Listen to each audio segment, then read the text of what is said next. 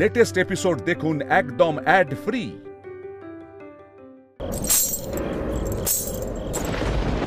কোথা থেকে আসছে বলো তো আওয়াজটা? জনার্দন কি এখানে সত্যি জীবিত হয়ে উঠেছেন?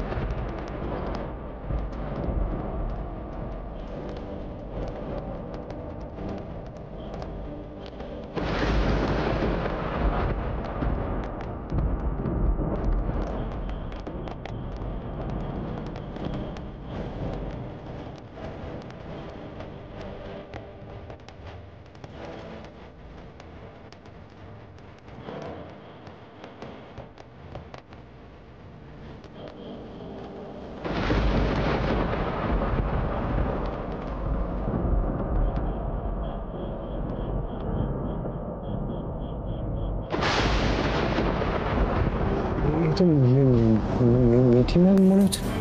মিঠি, মিঠি তো মিঠি তো মনে হলো। এক ঝলক দেখলাম, ব্যাপারটা কি হলো? চলো না গিয়ে দেখি। আমরা সত্যি সত্যি সাক্ষাৎ জনার্দনকে দর্শন করলাম, যে তোমাদের আমরা সত্যি সত্যি দেখেছি নিয়ে চোখে। আমি ভাবতে পারছি না, মন্দিরের মধ্যে অন্ধকারে কে যেন ছিল। জনার্দনের মূর্তি থেকে জনার্দন নিচে বেরিয়ে এসেছেন। আমার গায়ে কাটা দিচ্ছে, দেখো দেখো তোমাদের। আমি বলি কি, আমরা না সবাই একসঙ্গে মন্দিরটার কাছে যাই, ওখানেই কিছু একটা রহস্য আছে। একবার জনার্দন এলেন, আবার অদৃশ্য হয়ে গেলেন। এগুলো না স্বাভাবিক ঘটনা হতে পারে না। একদম ঠিক বলেছো শ্রী। আমি তো প্রথম থেকে বলছি এর মধ্যে রহস্য লুকিয়ে আছে। একটা পরিবেশ সৃষ্টি করা হচ্ছে আমাদের বোকা বানানোর জন্য। কি বলছেন কি পুলিশ দাদা? আমরা সবাই সাক্ষাৎ জনার্দনের দর্শন পেয়েছি, এখানে মিঠিকে কি করে দেখলেন আপনারা বলুন তো? রুদ্রবাবু, আমার মনে হয় আমরা একবার এগিয়ে গিয়ে দেখি। চলুন চলুন চলুন। রাইট, এসব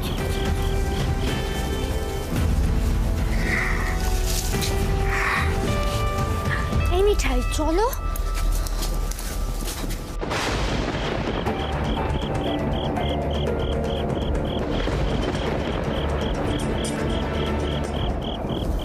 আচ্ছা আচ্ছা, অন্ধকারে এখানে একজনকে দেখছিলাম না? এই মন্দিরের সামনে ছিল, পেছন ঘুরেছিল, সে গেল কোথায়? সবকিছু কেমন যেন মিস্টিরিয়াস লাগছে।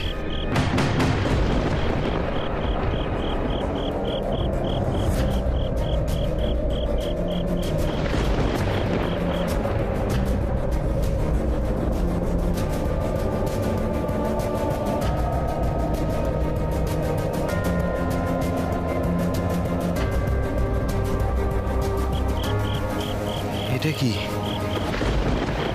জনার্দনের হার নাকি? হ্যাঁ,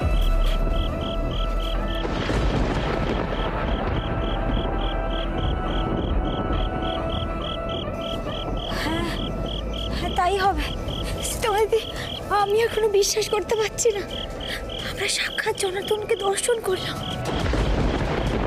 ঠাকুর, ঠাকুর তোমার কি কৃপা, ঠাকুর কি কৃপা।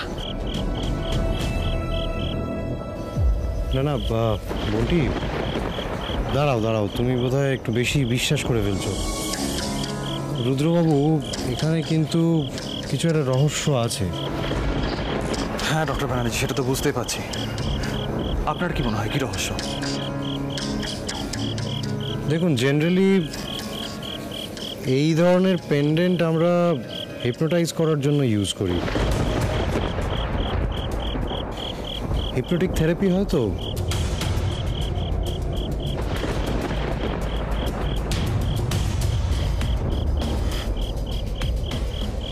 আর সব মিলিয়ে আমার মনে হচ্ছে মিঠি ম্যাডাম নিজের মধ্যে ছিলেন না। কাণ্ড তো মাথায় আসেনি ডক্টর ব্যানার্জি।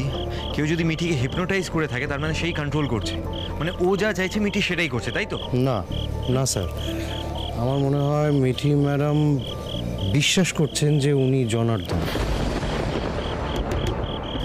ডাক্তার দাদা কিছু মনে করবেন না, আপনারা সবটাই অনুমান করে ফেলছেন।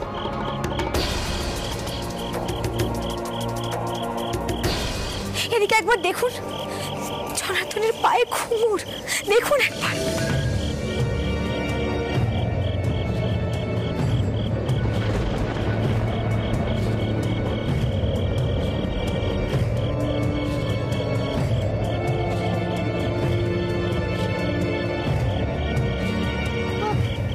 তাই তো, কিন্তু কিন্তু এটা কি করে হলো?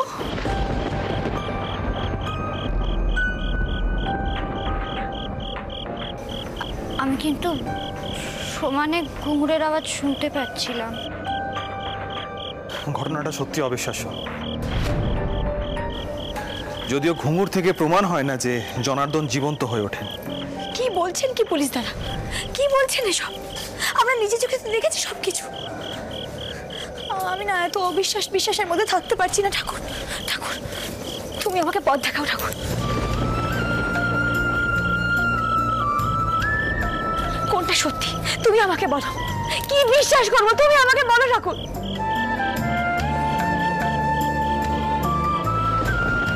দুটো বাচ্চা বাবার পথ চেয়ে বসে আছে বাড়িতে, তাদের উপর দয়া করো ঠাকুর, তাদের উপর দয়া করো ঠাকুর।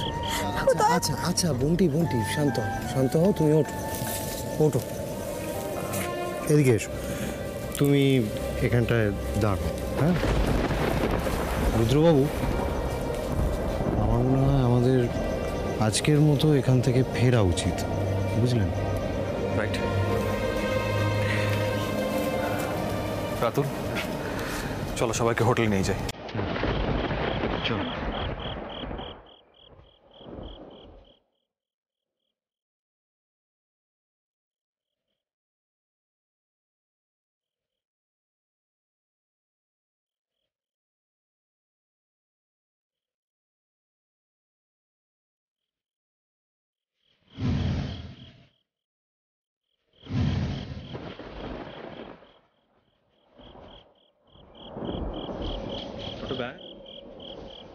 চলুন, দাঁড়িয়েছেন কেন?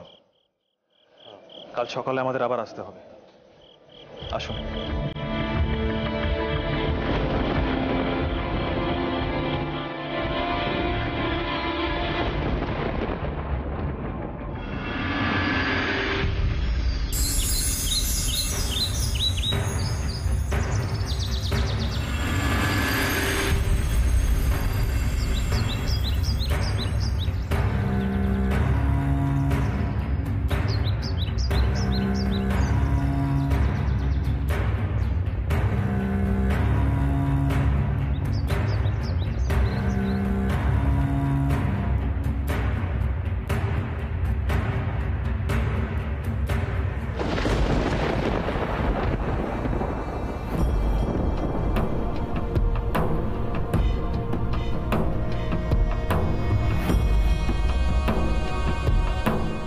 কি দেখছো রুডিদা?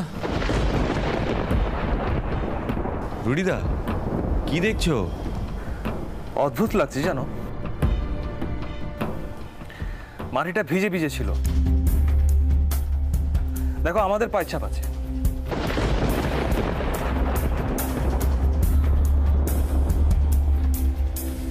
আমরা জুতো খুলে এসেছিলাম, কিন্তু আমরা ছাড়া অন্য কারোর পায়ের বা জুতোর ছাপ কিচ্ছু নেই। অথচ স্পষ্ট আমরা একজনকে দেখলাম, তারপর সে ভ্যানিশ হয়ে গেল। আমি একটা কথা বলবো রুদ্রবাবু, আমার মনে হয় আমাদের এই কেশব সাধু লোকটার ব্যাপারে আরো খোঁজ খবর করা উচিত। আমার কিন্তু মনে হচ্ছে এই লোকটা কাল রাতে এখানে ছিল। দেখুন, মিঠি ম্যাডাম জনার্দন বেশে এখানে ছিলেন সেটা আমি নিশ্চিত, শুধু উনি ওনার মধ্যে ছিলেন। কাল যে পেন্ডেন্টটা পেলাম সেটাই রহস্যটা বলে দিচ্ছে। তার মানে মিঠিকে হিপনোটাইজ করা হয়েছে?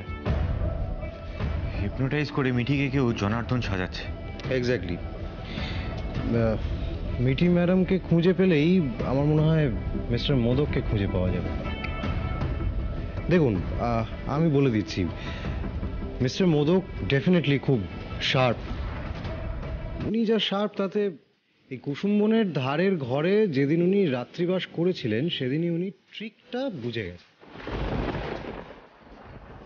আর যা গন্ডগোল ঘটার তারপরেই ঘটেছে। তাছাড়া এই যে কেশব সাধু, এই কেশব সাধু আমাদেরকে প্রথম দিনই এত ভয় দেখালো, ব্যাপারটা কেমন সন্দেহজনক না?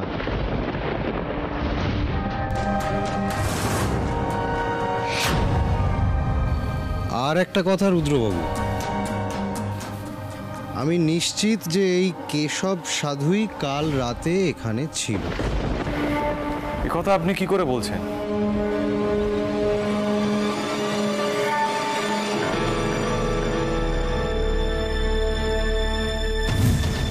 এদিকে একবার দেখুন, জনার্দনের পায়ে ঘুঙুর, দেখুন একবার। এই লোকটা আশেপাশের সবাইকে ভয় দেখাচ্ছে না যে জনার্দন নিজে উঠে নাচছেন? এই নি, এটা বিশ্বাস করানোর জন্য ওই মূর্তির পায়ে এই ঘুঙুরটা পরিয়ে রেখেছিল। আচ্ছা, আরেকটা জিনিস, কালকে আমি এত কিছুর মধ্যে আর ভাবিনি, কিন্তু কেমন আগে থেকেই ঝমঝম ঝমঝম শব্দ হচ্ছিল না? অদ্ভুত, কেউ কেন এরকম করবে? মানে এই জায়গাটায় কি এমন আছে যে কেশব সাধু কাউকে আসতে দিতে চায় না? স্ট্রেঞ্জ।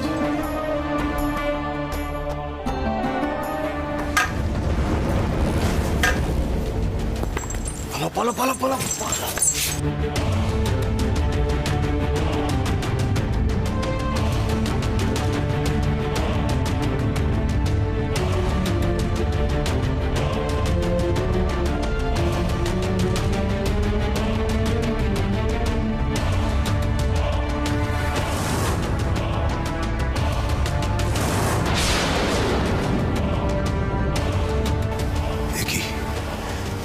জনার্দনের নূপুর গেল কোথায়?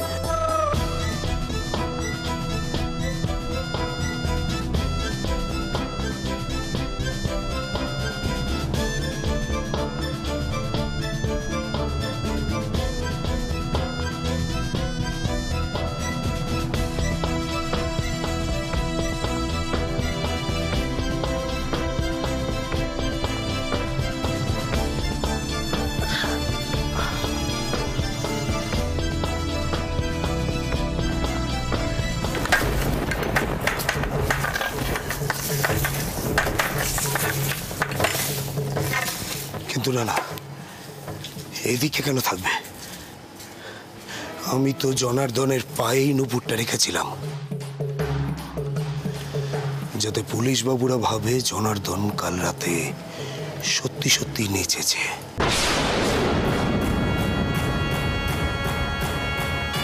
কিন্তু তবে নূপুরটা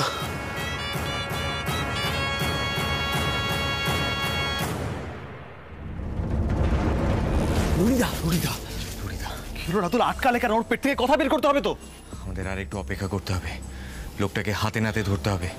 ওর কি মোটিভ, কেন করছে এই কাজটা? নাহলে ঠিক কোনো একটা কাণ্ড করে আমাদের বোকা বানাবে। ঠিকই বলেছ রাতুল, ওই লোকটা অলরেডি আমাদের অনেক ঘোল খাইয়েছে। ওর পেটে কি আছে সেটা আমাদের আন্দাজ করতে হবে। রাতুল, আর আমাদের হাতের একটা দিন আছে, তার মধ্যে যেভাবে হোক সিড আর মিঠিকে খুঁজে বের করতেই হবে। মিঠিকে তো দেখলাম বেঁচে আছে, কিন্তু সিড যে কোথায় আছে, কেমন আছে, কে জানে।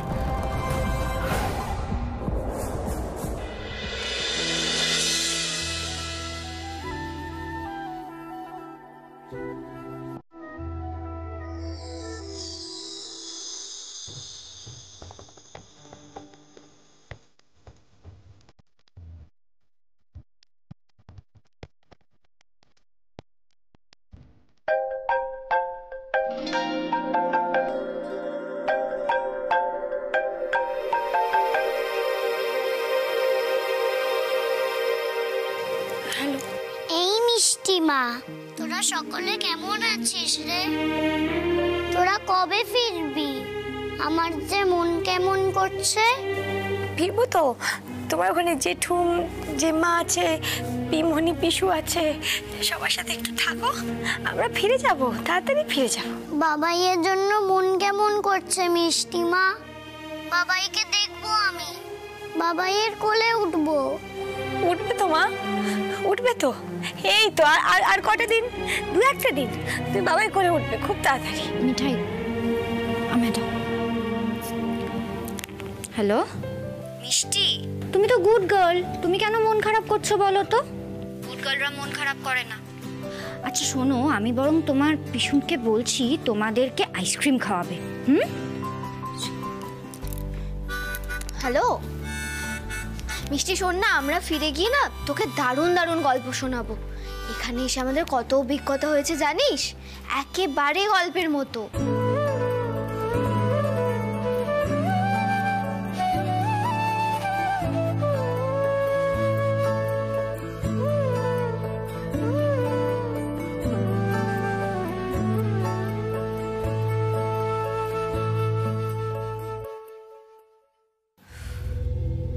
পুলিশবাবুরা সেই কখন বেরিয়েছে, এখনো তো ফিরলো না। দাদাভাইকে ফিরে পেতে আর কতদিন লাগবে কে জানে। সত্যি সাক্ষ্য মিষ্টি ওরাও আর পারছে না। বেচারা সাক্ষ্যটা তবু একটু বড় হয়েছে, ও জানে দাদাভাইকে কাজের জন্য বাইরে গিয়ে থাকতে হয়। আর তার থেকেও বড় কথা, ও দাদাভাইয়ের সাথে অতটা অ্যাটাচড ছিল না। কিন্তু মিষ্টি বেচারা সবে নিজের বাবাইকে পেয়েছিল, খুব কষ্ট পাচ্ছে রে ও। শ্রীতমা দিদি, আমি জনার্দনকে বলবো উনি যেন মিষ্টির বাবাইকে ফিরিয়ে দেন। দরকার হলে উনি আমাকে টেনে নিন, কিন্তু আমার মিষ্টিটা যেন তার বাবাইকে ফিরে পায়। আর সাক্ষ্য, ও তো এতদিন পর নিজের মাকে ফিরে পেয়েছে মিঠাই। হ্যাঁ মিঠাই, মিঠি কিন্তু ওর বন্ধু ছিল, মা ছিল না। ও তোমাকে পেয়ে একেবারে আঁকড়ে ধরেছে। জানি না শ্রীতমা দিদি, কি বলো তো, নিজের কষ্ট সহ্য করা যায়, কিন্তু সন্তানের কষ্টকে সহ্য করা যায়? পুলিশ দাদারা তো চেষ্টা করছেন, কিন্তু দেখো আমরা তো এক পাও এগোতে পারিনি। শুধু একের পর এক রহস্য বেরিয়ে চলেছে, রহস্য বেরিয়েই চলেছে। জনার্দন যদি পথ না দেখান, তাহলে আমরা রহস্য ভেদ করতে পারবো না। আমরা রহস্য ভেদ করতে পারবো না।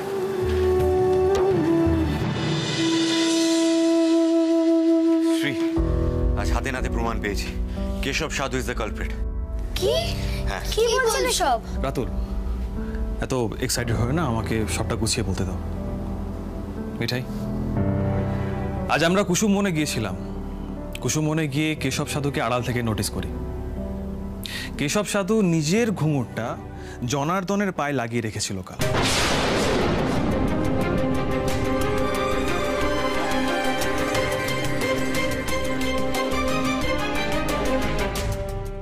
ডক্টর ব্যানার্জি কেশব সাধুর এই ঘুমুর পরা পাটা কালই লক্ষ্য করেছিল, কিন্তু রিয়েলাইজ করেনি। আজ ছকটা ক্লিয়ার হয়েছে। পুলিশ দাদা, আদৌ কি কাজ হবে বলুন তো? মিষ্টির বাবাই আর মিঠিকে কি আদৌ খুঁজে পাওয়া যাবে? ওদের কোনো খোঁজ নেই। এদিকে মিষ্টি আর সাক্ষ্যটা অস্থির হয়ে উঠেছে, আমরা কি উত্তর দেবো ওদের? শ্রীতমা দিদি, পুলিশবাবু পুরো রহস্যটা কি কিছু কি বোঝা যাচ্ছে? আচ্ছা, কাল রাতে তাহলে আমরা কি দেখলাম? রাতুল, তুমি যে ঢুকেই বললে কেশব সাধু ইজ দ্য কালপ্রিট, তাহলে তাকে এবার অ্যারেস্ট কেন করা হলো না? শ্রী শ্রী শান্ত হও, আমাকে পুরো ঘটনাটা গুছিয়ে বলতে দাও। এই কেশব সাধু আছে না, ও একটা মিথ তৈরি করেছে। এই কেশব সাধু সবাইকে কুসুম বন থেকে দূরে রাখার জন্য জনার্দন জাগ্রত হয়েছে এরকম একটা গুজব রটিয়েছে, এবং সেটাকে বিশ্বাস করানোর জন্য ও নিজেই ঘুঙুর টুঙুর পরে কুসুম বনে ঘুরে বেড়াতো। অনুমান করা যায় যে মিঠি কোনোভাবে কুসুম বনে এসে পড়েছিল, এখানে এসে হয়তো ও কিছু দেখেছিল, তারপরও সিডকে ডাকে, আর আমরা সেটা সিডের মোবাইলের মেসেজ থেকেই জানতে পারি। মিঠি সিডকে মেসেজ করে ওকে কুসুমপুরের জনার্দনের মন্দিরে আসতে বলে। তাই সিড রুফটপ ক্যাফে থেকে ডিরেক্ট এখানে চলে আসে, আর এখানে এসেও নিশ্চয়ই মিঠির খোঁজ পায়নি। আর তাই দাদা ভাই কুসুম বনের ধারে রাতটা কাটাতে চায়, আর সেখান থেকেই দাদা ভাইকে গায়েব করে দেওয়া হয়, তাই তো? আর এদিকে মিঠিকে এরা কবজা করে জনার্দন সাজাচ্ছে। আমরা যে কাল রাতে কুসুম বনে নজর রাখতে যাব, সেটা বোধহয় এরা কোনোভাবে টের পেয়েছিল, যে কারণে মিঠিকে জনার্দন সাজিয়ে ওই জঙ্গলের মধ্যে নিয়ে গিয়ে নাচ করিয়েছিল জোর করে, তাই তো? ডক্টর ব্যানার্জি তো বলছেন হিপনোটাইজ করে। কেন এসব করেছে কেশব সাধু? কি করেছে মিষ্টির বাবাকে? হ্যাঁ, তার উত্তরটা বোধহয় আমি পেয়ে গেছি।